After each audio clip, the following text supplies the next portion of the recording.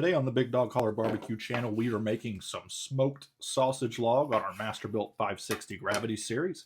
So stay tuned and find out how we did it.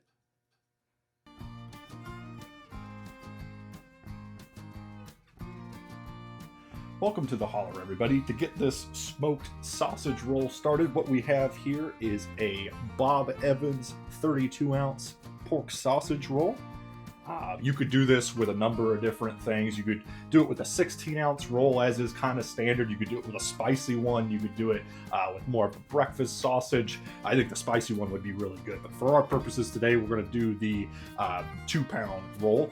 We have some Holy Voodoo from Meat Church here as well. We're going to put this on after we've smoked it up and cut it into pieces, and then we'll sear it off with some of this seasoning. So thank you very much, Marty. Pretty light week of work, I should say, and we're going to meet you out at the smoker.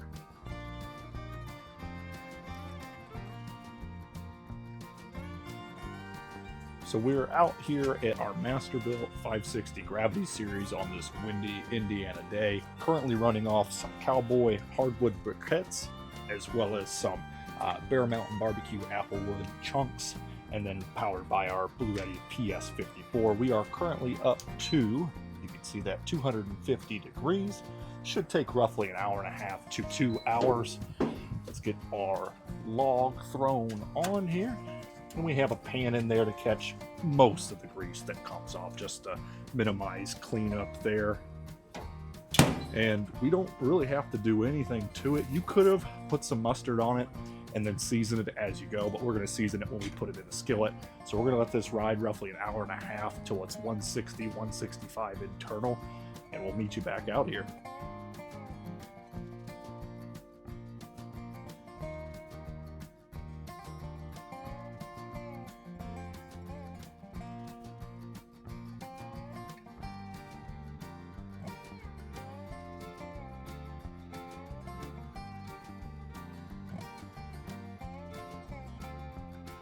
So after almost exactly 2 hours, we are back out here at our Masterbuilt. It's probing roughly 160 on the inside. We're going to let it rest for about 15 minutes. It'll carry over cook up to 165, 170. As you can see, it's got a great mahogany color to it as well, but we'll meet you inside. So we are back inside once we've let our sausage rest 10 to 15 minutes here. We're going to go ahead and get a slice or two out of this. Slice off that end piece. Pick up this next piece here. Got a nice little smoke ring on the outside there.